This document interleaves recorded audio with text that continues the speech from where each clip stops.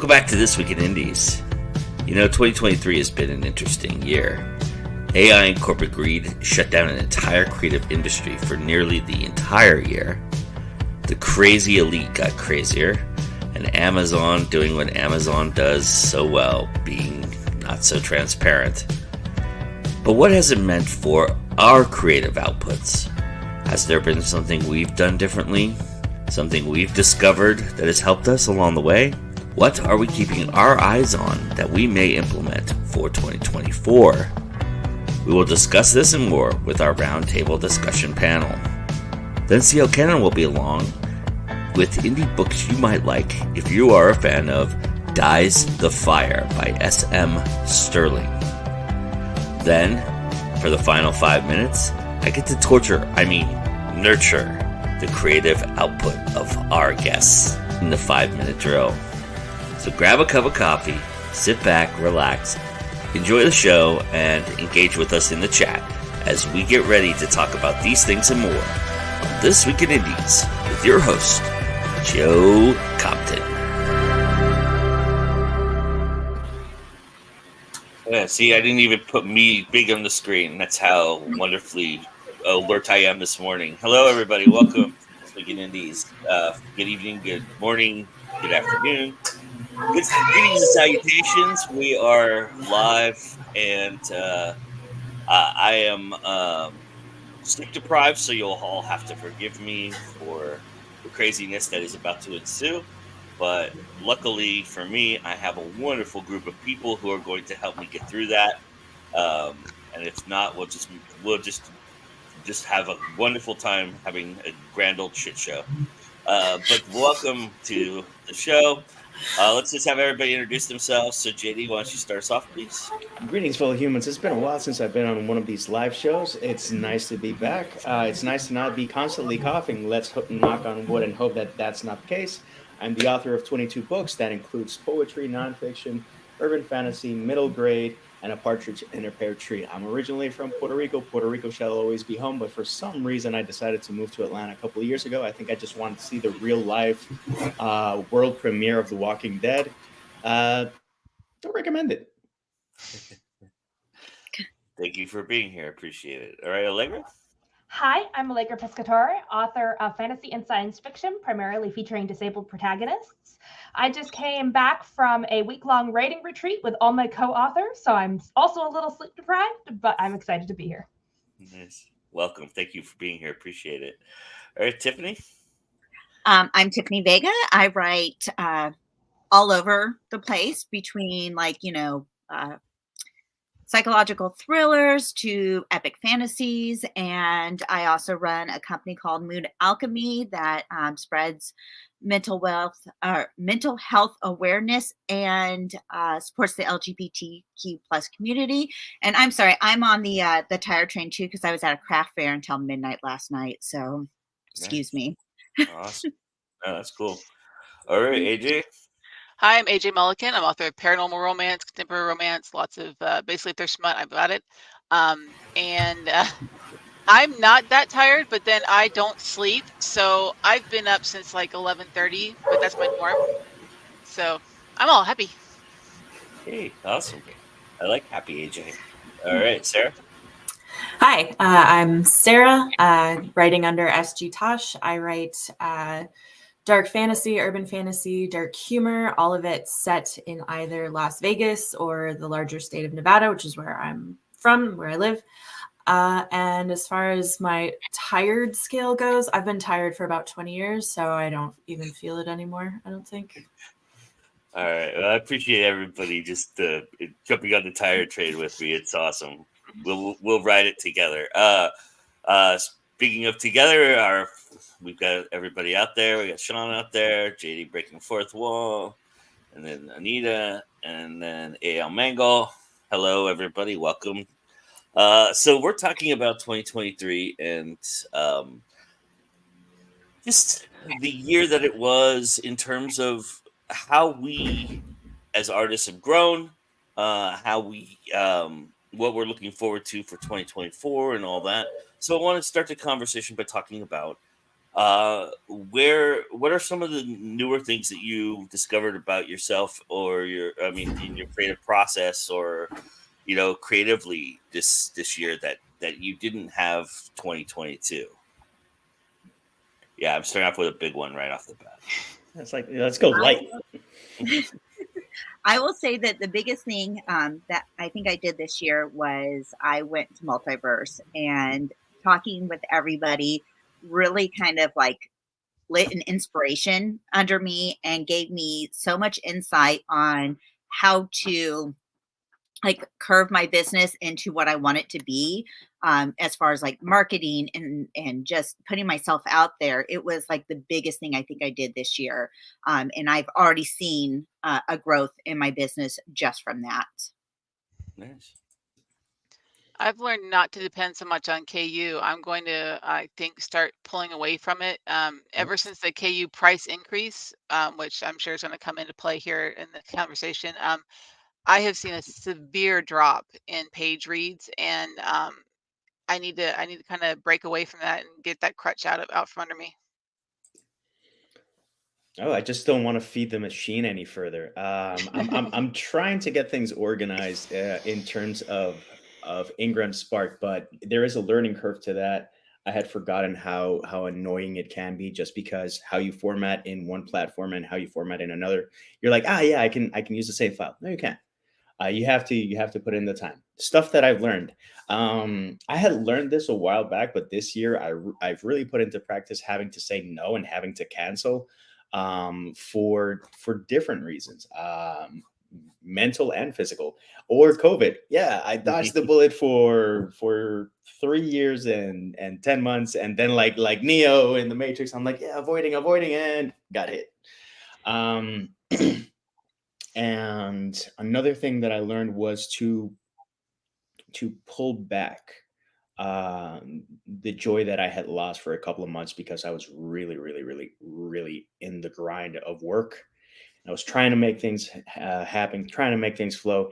It was it was really, really, really unrewarding. I was like, you know what?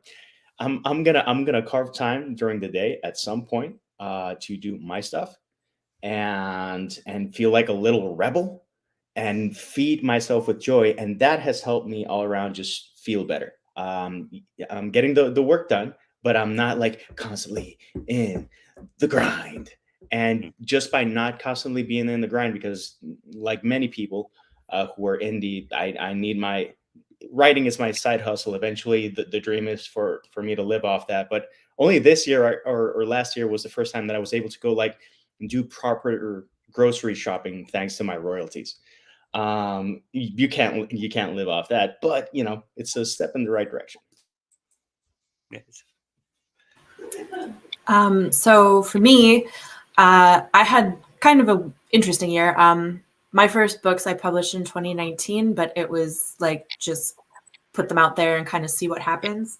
And at the end of 2022, I finished that series and started fresh with a new series from the writing process in January, and went through all the writing, all the review, all the fixing, everything, and then launched it in September. So, I mean, that has just been like just a huge education in itself. But as far as like what I've learned, I mean, a ton about what not to do for releases, for sure. Don't book 12 events in 1 month. That's a lot. For some reason, I thought I could do it, and I cannot. But what I did learn is I love doing live events. I really love talking directly to readers and getting to know them, especially here in town. And I was recently at the final 20 Books to 50K conference here in Vegas. I think final in Vegas anyway. And live sales and like market sales was a huge focus that I hadn't seen before, and how to make money at it and how to optimize. So that's been refreshing. Like, my approach in the past was just, I do these events to kind of have a presence around town and to have something to say on social media. But now it's like, oh, you can make money at this if you approach it a certain way. So that's going to be something, one of the things that I implement in my 2024 strategy. Nice. My 2023 has been a lesson in real life. I unfortunately lost 6 people close to me in 1 year. So all my writing plans went out the window. I think I wrote a total of about 50,000 words in a whole year. But it's helped me really reevaluate what I want out of my writing. I had been very focused on production, and I think I am now much more focused on telling stories that mean something. So I'm going into 2024 with a very different mindset. 50,000 words is still a lot, though. It's like I had a shit year. I've written only 50,000 words. There's some people that would genuinely kill for 50K, and not just in NaNoWriMo. The year before that, I wrote 400. Jesus. Wow. 50,000 is great, though, Allegra. That's really great. So I'm really sorry for all your losses. That's terrible. It's been a year of that. I don't know when it happened to you, but I went to Puerto Rico in April, and in the span of 1 week, I lost 3 people. And that trip, apart from going to the Puerto Rico Comic Con and being with my lovely Joe, it was just wake after wake, and it was a wake up call in a sense. It's not just to be punny or whatnot, but this year, a lot of people that some we did expect that they could pass away, but recently a coworker, she was 29, super lovely. She just passed away suddenly, and that was another kick in the ass for me to say, invest your time wisely. Very much so. Mm-hmm. So, and yeah, Mungol chimed in with what he learned. He said he learned a lot about himself as a creative and a person, and also helping for the next step of my journey. It was a year that he did not release a book yet, a year of much growth. So I think that's kind of, I mean, we're coming off such a tumultuous time period in history and life and in general, and then we kind of accelerated into trying to get back to normal a little bit, and there was a lot of like jumping into the fire and then hoping that it doesn't dissipate, but as fires tend to do, they put themselves out a little bit. I mean, this year was really interesting in terms of what is going on in the world and how we're reacting to it a little bit as well. And so I want to see, talk to you guys a little bit about or get your thoughts on how, was there something out there that you were looking at to start the year that you thought might be a factor in how your year goes in 2023, but maybe it didn't turn out to affect you that much, but maybe it was something that was big out there. For me, I mean, for this show, there was a running joke for a while that every time I hosted, we were going to talk about AI, and so I tried as much to steer away from that, but the world decided not to let me do that a lot. And there was a lot of times when some news broke about somebody doing something stupid with it or something happening with it, and I had to address it. And so, but that was one of those things that we looked at last year at this time to kind of predict and say this is going to be a big factor, and it turned out to be a big factor in a lot of things that were going on in the creative world. But for affecting me, it didn't affect me all that much, other than the fact that I had to talk about it each and every week for about 4 months. So, I mean, was there something like that for you all, or there's something you were looking at and you're going, you know what, I might be affecting my 2023, but it really didn't. I started kind of tandem writing. I used to work on one, hyper focus on one project at a time. And I found that by kind of meshing what I do and mixing between one project and another off and on, I can be more productive in a weird way, even though I'm not focusing directly on X. I'm focusing on X and Y and Z in little bits and pieces, and it's not as emotionally draining as just zeroing in on one thing and only doing that and trying to smush all these things I have to do together. Instead, I'm trying to kind of overlap them and make them work better for me, as opposed to me working so hard for what I'm trying to do.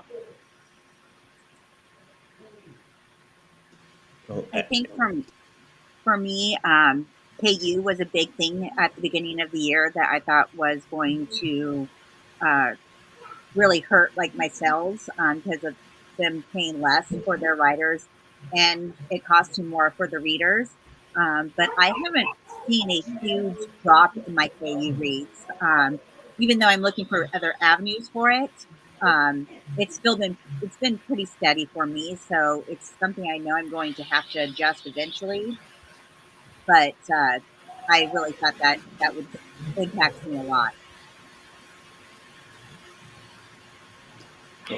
I expected AI to be a topic of discussion in the company that I work for, and that it was going to impact me some way. It's impacted me indirectly, in the sense that it's just nonstop and it's ad nauseum. And I work in advertising, so ad nauseum is a pretty good term for it. And there's I'm one of the get off my yard and let's not use that, and I'm not a fan of it. Some people think that it's empowering. I already got a little bit of taste of the bullshit that it's going to bring towards me in the future, because I had people bring in already developed copy using AI. It's like, hey, you don't have to work here. I already did something, and it's like, so it's just something that I'm going to have to work on a personal level. Recently, we had an exploratory conversation about AI technology for translation. And again, these are things that directly impact my day to day. If that takes off, I have to differentiate myself further in terms of my skill set, and that's basically what I've taken in terms of AI and me. Um, for people, I've said it since the start of the year: be careful of all those new artists and those new cover artists that are coming along that can offer you discounted covers for whatever, and they're using AI technology and stuff like that because you can get sued. And I worked directly with two artists, no AI stuff. Everything's we grid it out, and those are things that I'm going to be talking about, because I think there's a lot to be said in terms of an AI generated cover versus something that you properly work on. Yes, you can get an average cover, but I always bust my ass to make sure that every cover is unique, or at least captures the essence of each project. I actually kind of jump in on that. My unexpected thing this year, I had started the year thinking, this is my year to get audiobooks out. This is my year to expand my business and try to offer it in multiple formats. And I did. And it actually turned out to be a very good thing I did, because I wasn't getting any new work out. What happened unexpectedly this year was that my side hobby of doing art became my refuge when life blew up. And I went from, doing occasional art for other people to having a much larger art business than I do a writing business, which I still haven't quite wrapped my mind around, because inside I think, oh yeah, I'm an author and I dabble in art, when in reality it's looking more and more like I am an artist who dabbles in writing. Quick question: if it pays the bills, do you mind? No, I don't mind very at all, but a different hand pain. Oh no, The drawing versus the typing, very different. and different eye strain, I'm sure. Yes, also that. Sarah, how about for you? Yeah, I've been trying to think of stuff because I had my year kind of so planned out. There wasn't a whole lot that surprised me. I did what you just said reminded me that I was planning on doing a really nice hardcover compilation of my last series, and that didn't happen. just because I got so busy with the release and other stuff. And I did think that that was going to be a big thing for like this time of year, like Christmas time.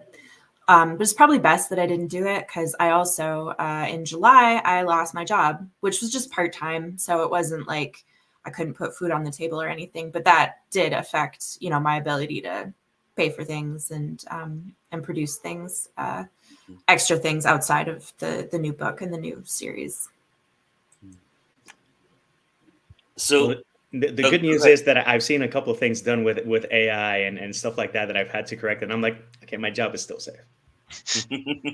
My favorite we'll meme, learn, but my favorite meme going around is, don't worry, artists, your job is safe, because for AI to create art for your clients, they would have to know what they actually want. Ooh, that's it, it's you become a client whisperer in so many sense. Plus, this is my best imitation of AI hands.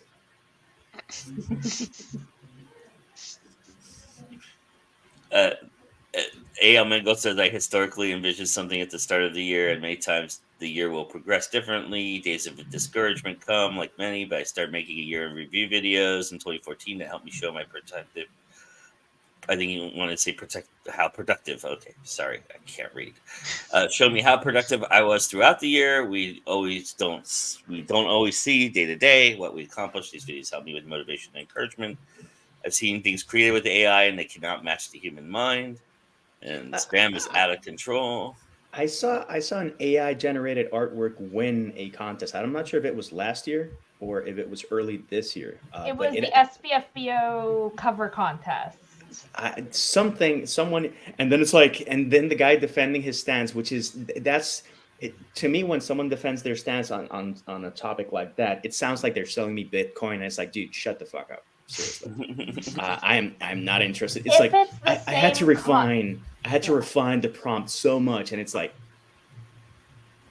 if it's the same contest that I'm thinking of, the author had no idea, and the artist lied through their teeth about using AI. So the poor author got completely vilified when really this it was an the art artist. Contest. Let me try and find it.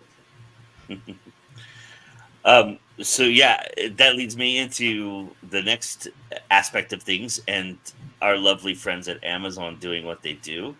I'm curious, AJ, you already mentioned KU a little bit, but is there some things that is there some curveballs that Amazon threw you this year that you? Oh yeah. The whole checking the 18 and over box thing, that was a nightmare, because apparently if you check mark the box, you know, in good faith, saying yes, there's 18 over content in this book, they will dungeon you. They will make it so no one can find your book. It's not searchable. They have to have the actual link to get to it. It ruins people if they don't know. So it's kind of ridiculous that we have to kind of find workarounds, like ways of saying that the content is for adults without saying that it's for adults in a little box, because the little box is like a death sentence for your book. That's been a little tricky thing that they put up for everybody this year. That was fun. Not.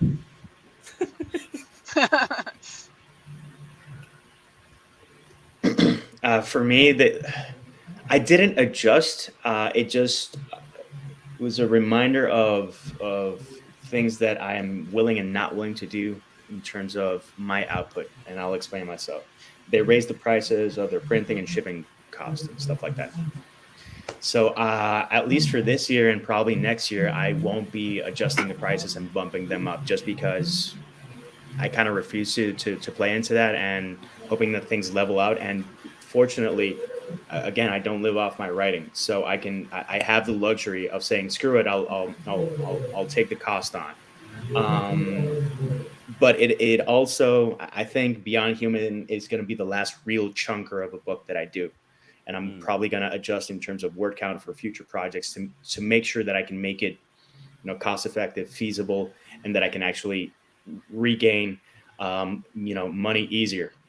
Also, stuff that I learned, again, it had been a while since I burnt out, and I finished the first draft of a manuscript early in the year, and I published 2 books in March, and then work got crazy, and then it's just off the rails, and it's just like you can't do all the things. And I just have to be more mindful of how I invest my time and how many projects. I used to work on multiple projects like AJ. That was my jam, and at least this year, or where I am, my mindset is just like I can't handle it. Maybe I can write a poem, maybe I can write like essays or blog posts and stuff like that, but working on multiple stuff right now, hell no. I kind of think it's appropriate that most of us are tired for this this particular episode, because I think that's kind of the theme of 2023. Like, you can't do all the things. I'm tired of Amazon being crappy. Like, I'm just tired. I'm tired of a lot of this stuff that we've been seeing for so long. And like that has, for me, it has pushed me pretty heavily to explore, like I said, in-person sales and direct sales through a Square site or something next year. Just because, like, I think Amazon seems to be playing this game of how far can we push it until there's literally a rebellion. And I don't know when that's going to happen, but I know it's going to happen. I don't know what their end game is here, but I just want to be ready when it does finally happen. Yeah, I think that there's this problem in the arts in general. I'm the child of 2 artists. I've been seeing this my whole life. Is we are living in a time of inflation, of economic unrest, of just life being hard. And inflation doesn't touch the arts. Just because milk it costs a couple extra dollars a gallon doesn't mean you can sell a book for a couple extra dollars. And it puts artists and people who are in creative fields at a real disadvantage. We are climbing uphill in a situation where it's already an uphill climb, and it just gets steeper and steeper and steeper as everyone's struggling with money. If you only have $10 in your pocket, are you going to spend it on groceries, or are you going to buy a book? Well, most people are going to spend it on groceries. So I think it's important that, as artists, we acknowledge how difficult this is, and that it is not a, we are not failing because we are not putting in the work. We are not failing because we are not taking advantage of opportunities. If we are struggling, it's because the system is very much rigged against us, and we provide something that I think is essential to happiness, but unfortunately is not generally acknowledged as an essential commodity and is not prioritized by our society at large. The thing is that, groceries and food in general help you survive day to day, but to get past a really shitty time in your life, you need art. It's a song, it's a book, it's a movie, it's a video game. Sometimes you need to escape. And speaking of this year, the need for some people to get on a soapbox and call other people out, because mentally I can't handle putting out a political stance to engage people who just want to fight. I'm absolutely drained on so many topics, and it's not election year. That's the crazy part. It's not election year, and I'm already drained. So I am screwed for 2024. But what I have learned is, with some people, you're just not going to hear from me as often, and it's me saying I can either engage and insist. And I'm a pretty lenient guy, but it gets to a point where it's like every exchange is bullshit. No, dude. I don't need to see you pinching your nipples with your new gun, and being just, oh my god, look at this, because I can't handle that, and that alpha bullshit is not for me.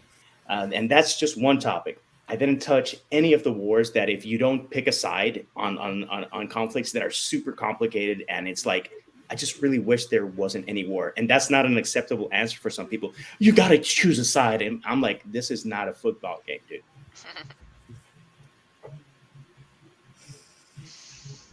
Yeah, I will say one thing. Speaking of making a living at this, most of us don't, right? Most of us, we got a day job. This is not our day job.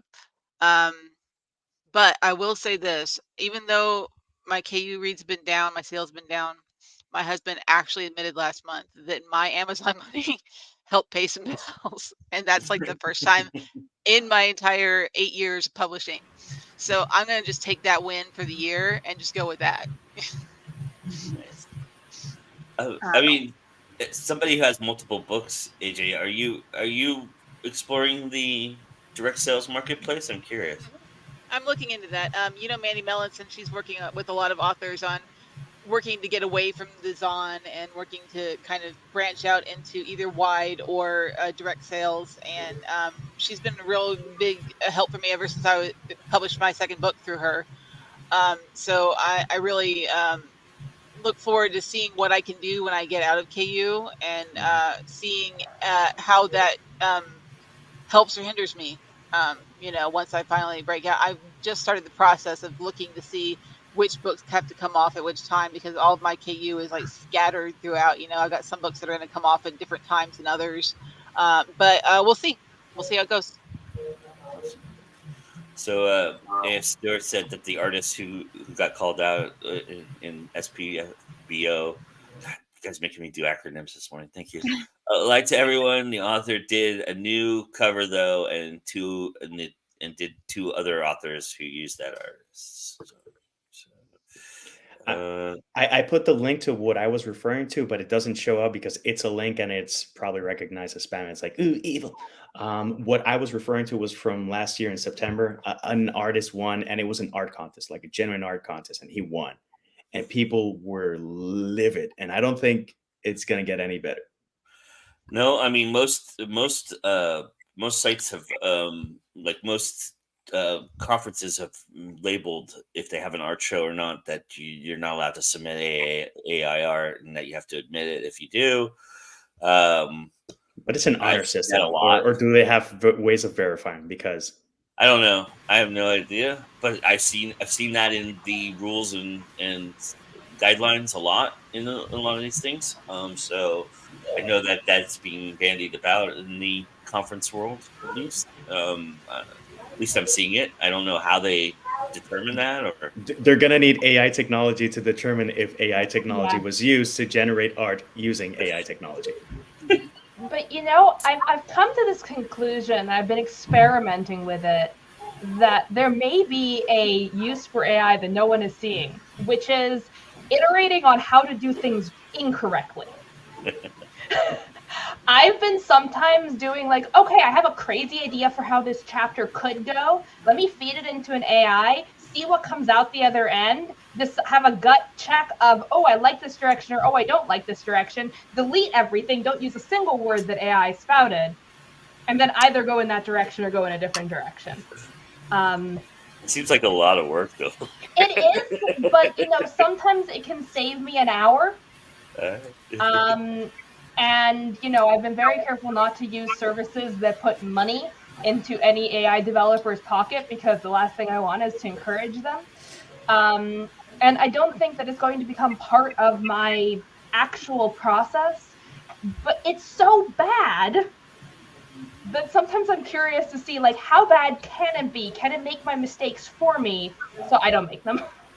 It can be very bad, but speaking on the side of advertising, the clients that I work with normally nowadays are government related, so you're not going to see that a lot. But I still talk to people in the industry, and the things that it's like the normal process is you either get 2, 3, 5 layouts or whatever, so that the client can choose, and you can further develop that concept, right? The reply and the feedback that they're getting is an AI generated template. It's like, thanks for that work, but we want this just prettier. I don't know if this is referring to, Andy, when you said I found that Linktree has been quite helpful for readers to find books, trailers, blogs. Oh, he said that after I said about Amazon budgeting people. Oh, okay, gotcha. And then Sean says the system is against us. Yeah, it always is. Skynet. And he wanted to let everybody know that he loves dogs because he saw Tiffany's dog, which is awesome. In my experience, I've seen that people always will be hungry for art in all forms, but I also know people want to find ways to consume it without paying because people don't have much money. I don't think it has to do with a lot of that. Doesn't have to do with money. It just has to do with people wanting stuff for free. You know? When a new song releases, we head to YouTube to listen for free. When a book releases, we borrow from a friend. And then JD says, I'm guilty of that with movies and TV content. I will happily pay for games, books, and still music. But with movies, I'm always looking to see what's streaming. And then it says, I use my trusty old spiral notebook for plotting. All right, Plotting, what's that? Let's not start that conversation, please. And then I'm an old fashioned, like I said. I know a bit about plotting. Awesome. All right, so let's. I don't have anything clever to say today, guys. Sorry. So I'm just gonna do this and go. Here's the Indie Connection. All right, we'll see you in a little bit.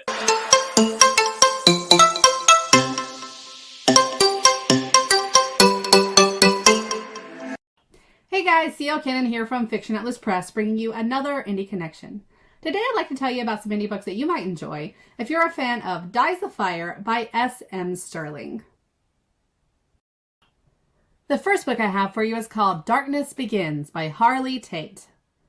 If the power grid fails, how far will you go to survive? Madison spends her days tending plants as an agriculture student at the University of California, Davis. She plans to graduate and put those skills to work only a few hours from home in the Central Valley. The sun has always been her friend, until now. When catastrophe strikes, how prepared will you be? Tracy starts her morning like any other, kissing her husband Walter goodbye before heading off to work at the local public library. She never expects it to end, fleeing for her life in a Suburban full of food and water. Tackling life's daily struggles is one thing. Preparing to survive when it all crashes down is another. The end of the world brings out the best and the worst in all of us. With no communication and no word from the government, the Sloanes find themselves grappling with the end of the modern world all on their own. Will Madison and her friends have what it takes to make it back to Sacramento and her family? Can Tracy fend off looters and thieves and help her friends and neighbors survive? The EMP is only the beginning. The second book I have for you is called Panic in the Rockies by T.L. Payne. In an instant, an EMP attack plunges the nation into chaos. Young parents Ethan and Brooke Spencer are on a romantic ski vacation in the Rockies when the lights go out, cars stall, and communications fail. Stranded 800 miles from home, they are desperate to return to their 4-year-old twins and are willing to do whatever it takes to reach them. When the lights go out, ordinary parents find themselves facing the end of the world as they know it. With chaos everywhere and society collapsing before their eyes, they'll have to risk everything to get home to the people they love. The third book I have for you is called Getting Out by Ryan Westfield. Do you have what it takes to survive? The EMP hits, the lights go out, and silence roars. Society is on the brink of violent chaos. The only way to survive is to get out, away from the cities and into the wilderness. Max is an office worker with some gear and a plan. He's one of the first to realize the unspoken dangers. A few years ago, he inherited an old farmhouse. His plan is to get to it as fast as possible and bunker down. He thinks he's ready, but he quickly discovers that there's more to surviving than just having the right gear. Mandy is a waitress with a day off work. What seems like a normal power outage quickly turns terrifying. Her peaceful town is no longer the home she once knew. She's offered a way out, but can she put her trust in a perfect stranger? Georgia is a single mother who just wants to keep her 2 teenage kids safe. She drives a pickup and loves hunting. She has skills that could keep her family alive, but is she ready to make life or death decisions in the blink of an eye? Do Max, Mandy, and Georgia have what it takes to overcome the unexpected? After all, even the best laid plans can come up short. And the last book I have for you is called In the Dust by K.A. Grandy. When the water is all gone, how will you survive? A catastrophic meteor shower decimated Earth hundreds of years ago, leaving the survivors scrabbling as the Earth slowly turned to desert. 23-year-old Nix wakes up one day to find her older brother and protector vanished, leaving her utterly alone in the wastes. She has only her skills as a scavenger and their busted-up Bronco to lean on as she works to stay alive and find out who took him. Things go from bad to worse when the gang who runs Coyote Springs set their sights on her, a woman, alone, and an appealing target. With her life crumbling around her, she's willing to risk death to avoid a life under their thumb, and takes off into the desolate landscape to try to find any clue to her brother's whereabouts. The stakes have never been higher as her water supply slowly dwindles, and any hope she had of remaining free and finding her brother are drained away, one precious drop at a time. Okay, that's all for me this week. I'll see you next week on the Indie Connection. Bye.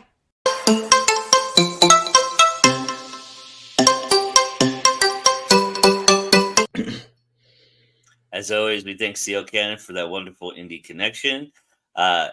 Anybody else notice, okay, I get genre targeting, right? And I'm whatever.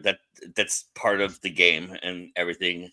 And when you in romance, the half open shirt. But it seems like in YA dystopia, backpacks are huge. Like every single one of those had a backpack on. It's all about those backpacks facing away from the camera, maybe at 2/3 angle. There's light coming in from behind, so you're silhouetted with a little bit of light behind it. I've done a lot of post-apocalyptic covers recently. Apparently, yeah, it's interesting. And it's just the weird thing that I noticed. See, when you're sleep deprived, you notice weird things like that. So just a little serotonin for everybody here. Oh, nice. All right. Aww. This is Missy. She's a half Bengal, and she's named after the Master on Doctor Who. And there's a reason. She's a little devious, but she came within reach. So here you go. Nice. I like the term. She's a half Bengal. We should use that in something literary. It's like, you know what? He's a half Bengal. What does that mean? Just, if you know, you know. It means she just knocked over a soda, but we'll get that later.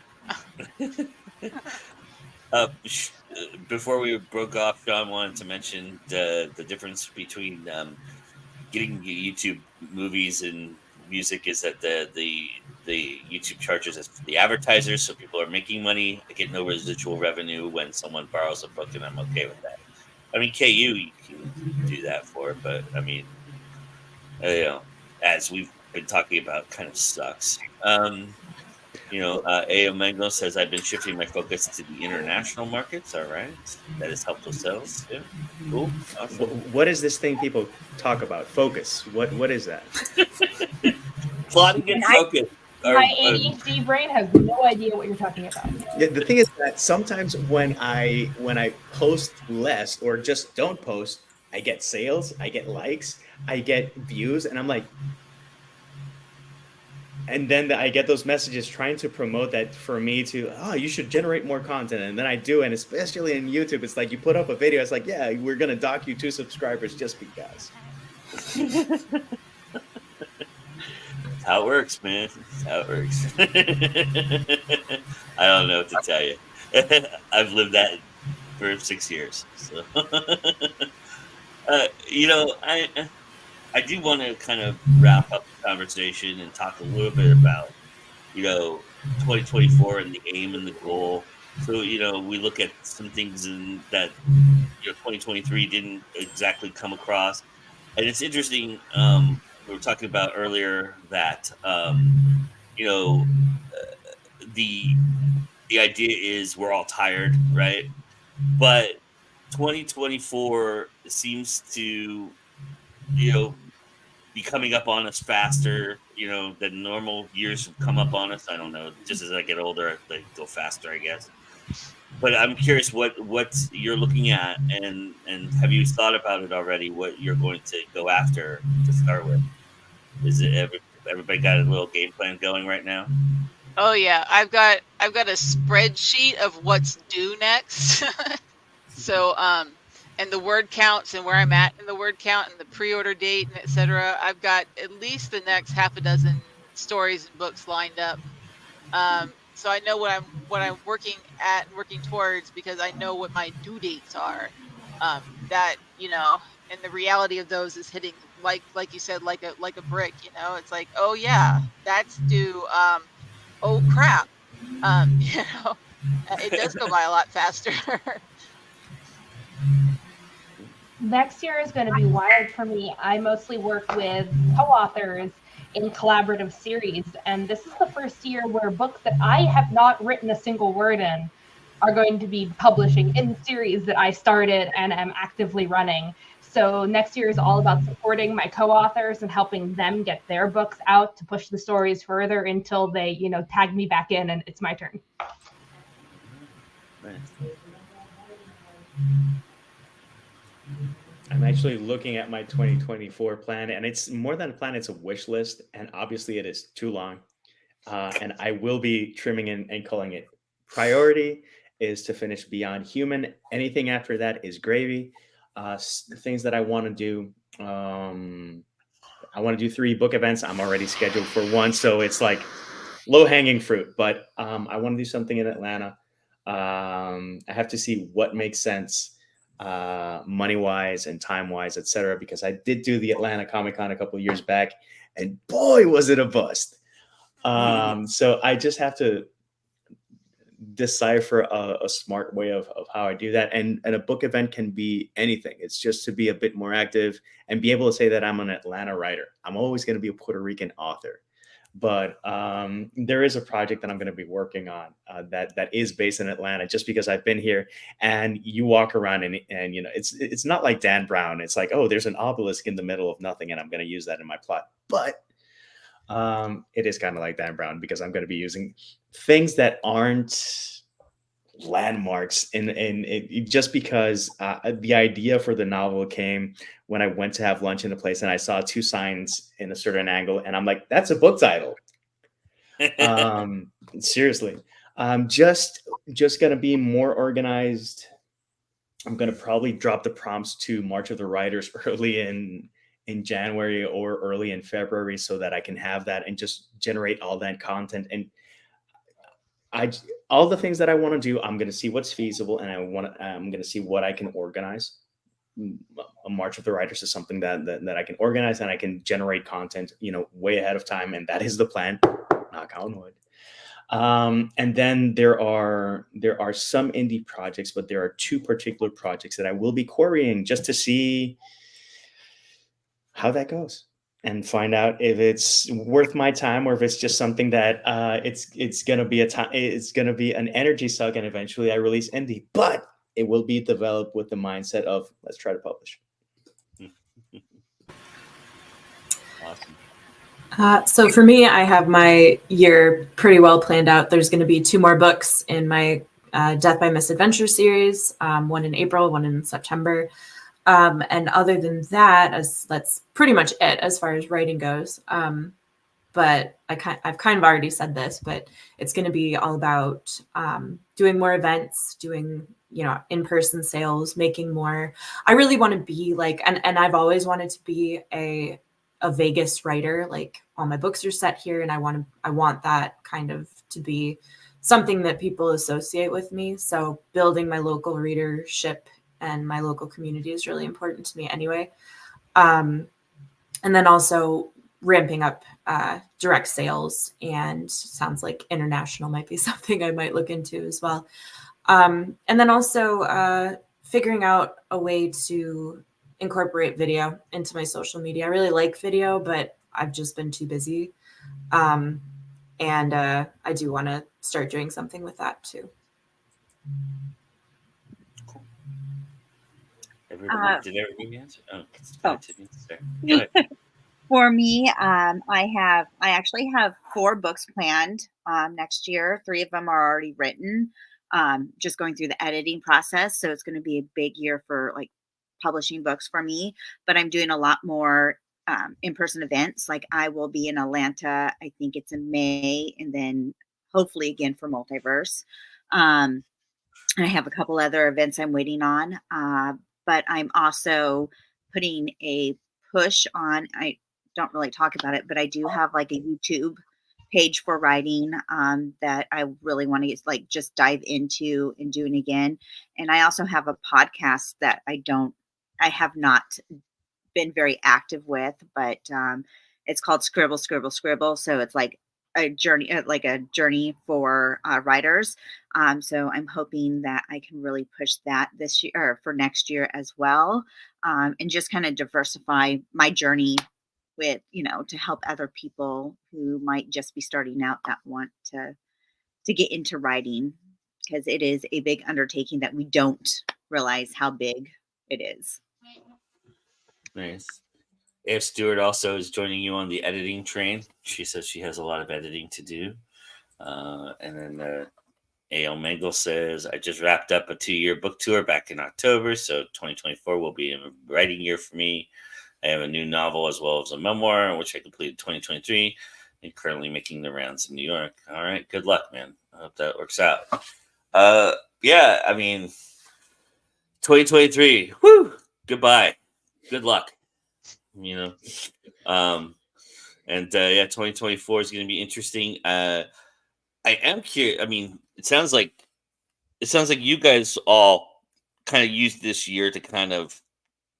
I don't take this the wrong way. I'm not trying to denigrate it, but tread water a little bit and kind of look around at what maybe your options were, and then 2024 is kind of like hitting the accelerator pedal and going forward with it, which is good. Which is, I think, is going to be a really good strategy, because I think that next year for a certain industry in the creative field, we're going to be lacking a lot of that, and that's why they've held back on certain things. Like, we should already have the new Dune out and a bunch of other Marvel movies out and a bunch of stuff out, but they held those back because this is a business, and they realize, hey, maybe we won't have enough movies to go around come May and June, and we can't go a Memorial Day season without having something to put out there, right? So I think there's going to be some creativity lacks and gaps.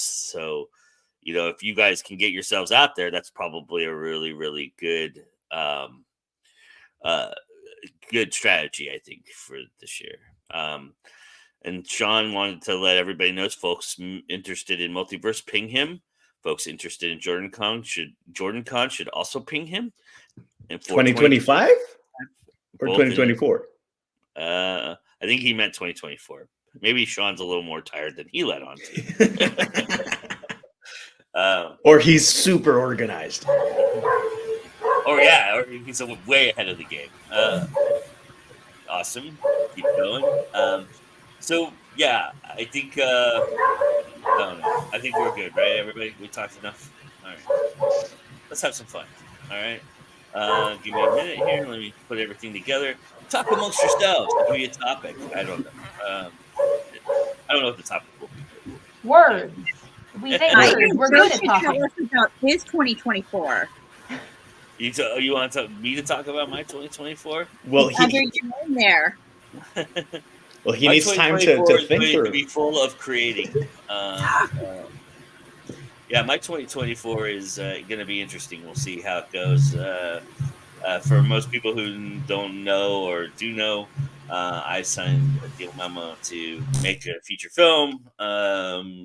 Whether that happens in 2024, we'll see, but it's going to happen down the road. But I am putting together plans already. I've already started putting together plans to make a short film for sure. And that's definitely happening in 2024. I don't know about my writing. Y'all just have to wait. I was pestered enough by my family this weekend about my writing, so I don't know if I don't know where that's all going to be headed. And don't worry about it. I'll stop the timer. Everybody, don't freak out. All right. But yeah. So there you go. There's me in a nutshell. So I hear releasing a film for May would be a good opportunity. Yeah. Yeah, we'll see. All right. Everybody ready to play the game? 5-minute drill. Everybody here has played, right? I think so. If not, okay. So let me go through it for you real quickly. So basically, I have 10 questions. I have 5 minutes on the clock. I'm going to start the clock as soon as I start asking the questions. I'm going to go down the line. Each person is going to answer the question. So basically, I have one question, and then JD will start, and then I'm just going to go by what I see here. So JD, Allegra, Tiffany, Sarah, AJ. And then the second question, I'll start with AJ, go backwards, Sarah, Tiffany, Allegra, JD, and we'll go through it until 5 minutes runs out or you get through all 10 questions. Everybody ready to be tortured? All right. So here we go, everybody. Here.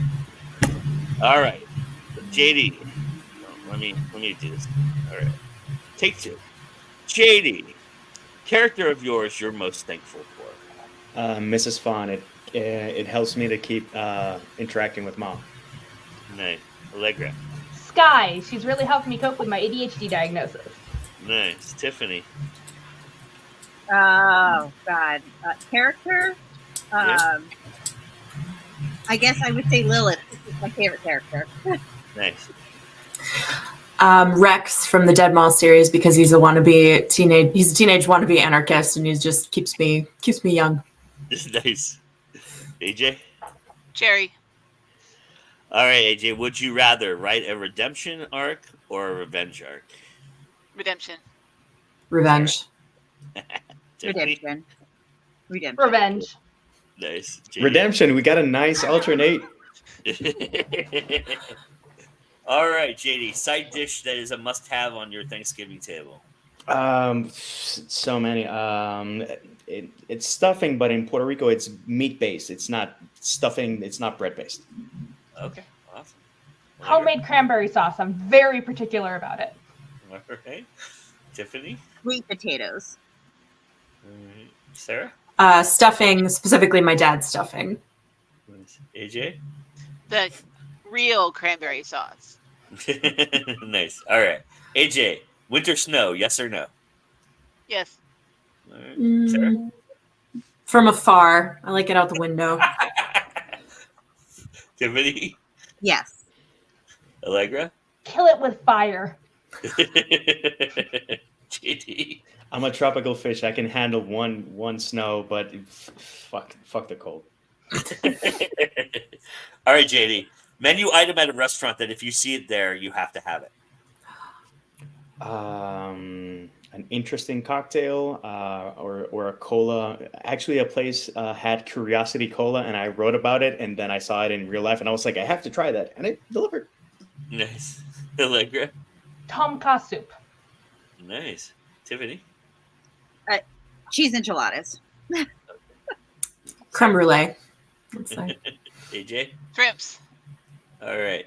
AJ, you can outlaw one phrase from the English language. What phrase are you outlawing today? It is what it is. Thank you. Sarah?